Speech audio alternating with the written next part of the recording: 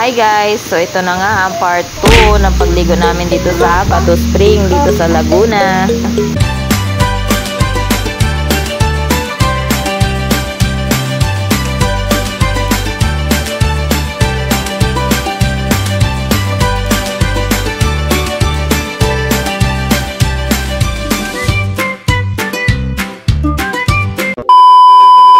So, yun na nga guys, dahil nananawa na kami dito sa mababaw na swimming pool.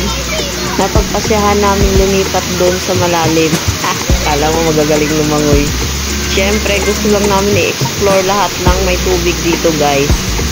Grabe, ang galing lumangoy ng asawa ko. Hindi siya lumulubog guys. Lumulutang yung katawan niya sa sobrang taba. Alam niyo yung tawag sa langoy niya ay aso-aso. Charis lang, hindi naman niya alam. Hindi niya alam na may tawag ng sa langoy niya guys. Grabe, super lamig talaga ng tubig dyan guys. Sulit na sulit talaga ang pagkalamig. Grabe, ang galing lumangoy ng bata na yan guys. Yun nasa likod ng asawa ko. Abangan niyo siya guys. Lagi na yung lalabas sa video ko dyan. Kung saan kami, doon din siya. Nagpapadiscover. Charis. So, dito na kami guys sa pinakamalalim na swimmingan nila guys. Grabe ang lalim yan guys. 6 feet ata or 5 feet. Nung sabi ng asawa ko na 5 feet, sabi ko, kaya ko yan. Tawa siya ng tawa guys kasi dami na maliit ko daw siya. Mas malamig dyan guys dahil kunti lang yung naliligo. Kasi sobrang lalim dyan guys. Delikado sa mga bata. Matatanda lang talaga yung nakakapunta. Tsaka yung mga binatilyo. Ganyan. So, ayan na nga yung bata, guys, na napapa-expose sa camera natin. Sinusundan niya kami, guys, kung saan kami pumunta. Gusto ata magpaampon.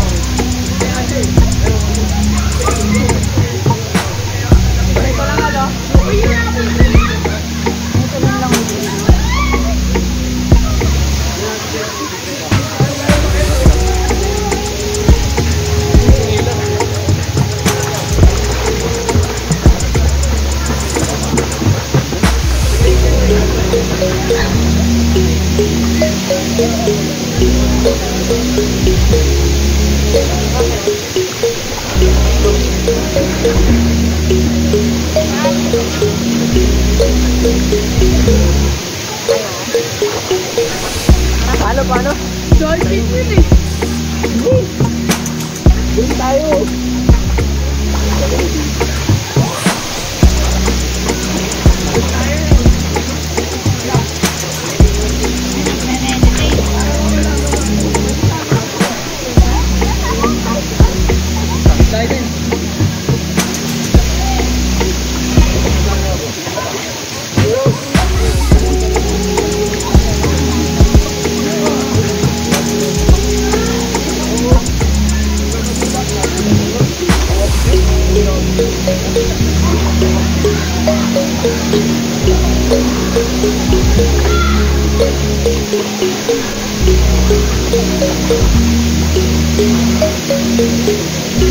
Alam mo ito nila mo.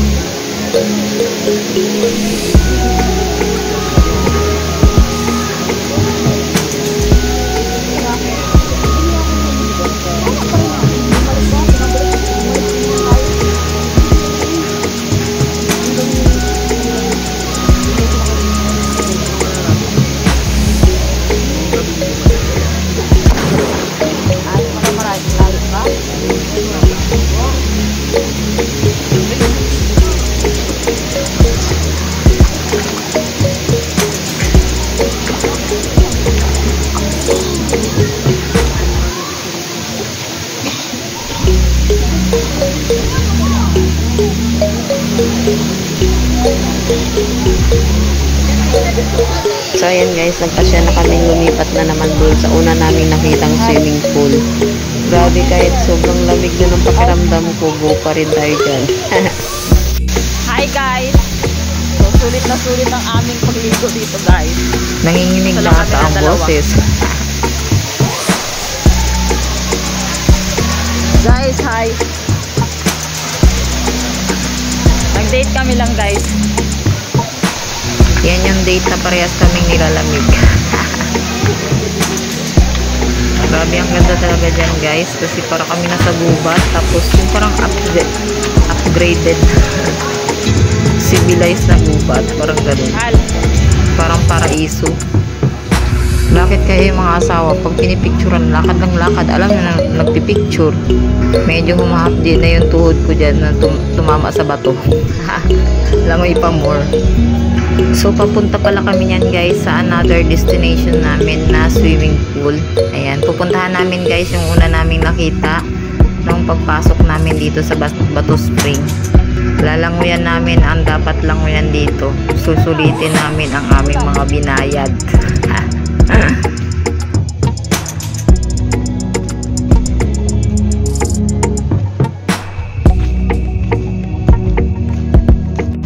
Ang dami nilang room dito guys na pwedeng rentahan sa mga mag-o-overnight. At nagustuhan ko talaga yung CR nila guys, super linis talaga. Wala kang maaamoy na panghi or anumang mabaho sa CR. Ang linis talaga guys. Pwede rin magdala ng camping tent dyan guys. May mga nakita rin kami naka-tent dyan. At diwan na natin to alya eh. Hindi naman natin ginagamit. Lagyan mo kayo sa bag.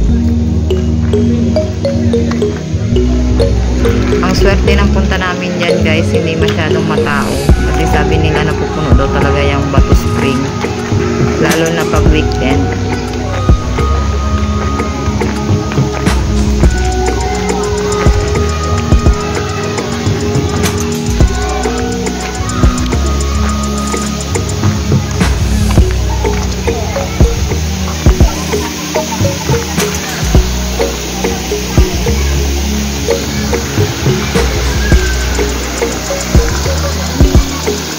So ayan yung una naming nadaanan ng swimming pool guys. Ang ganda rin dyan guys. Pero mababaw lang siya guys, pambata lang talaga. Kung napapansin nyo, kunti lang din yung naliligo dyan banda.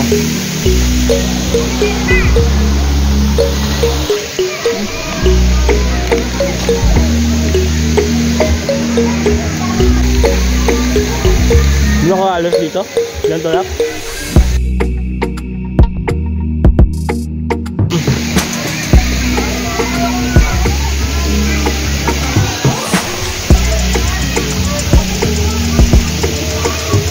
Kahit sa pa?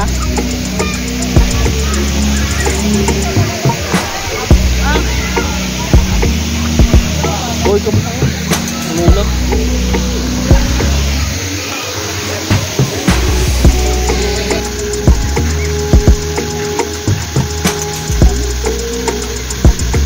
Grabe, sobrang lamig ng tubig dyan guys. Triple yung lamig. Compare mo dun sa una naming niliguan. Pero grabe yung sarap guys. Para lang yung feeling mo naligo ka sa ulan. Ganun yung pakiramdam guys. Para atang ginawa ko kayong ignorante sa pools. Intindihin nyo na lang ako guys. Ngayon lang ako nakaligo sa ganyan.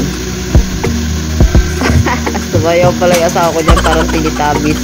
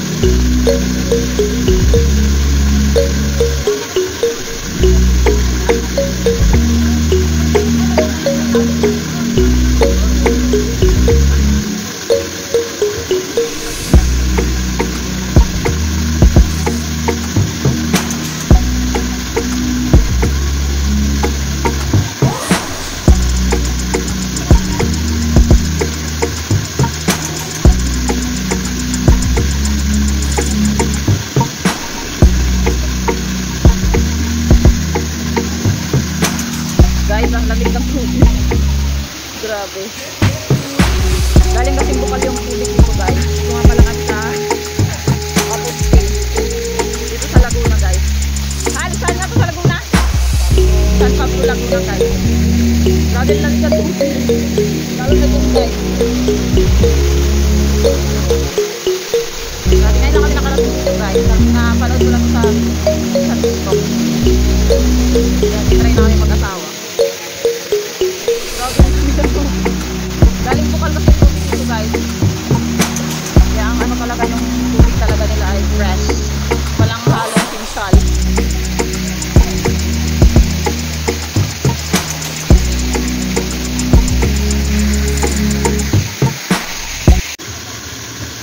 Oops, hanggang dito lang muna dahil may part 3 pa. See you. Thank you for watching.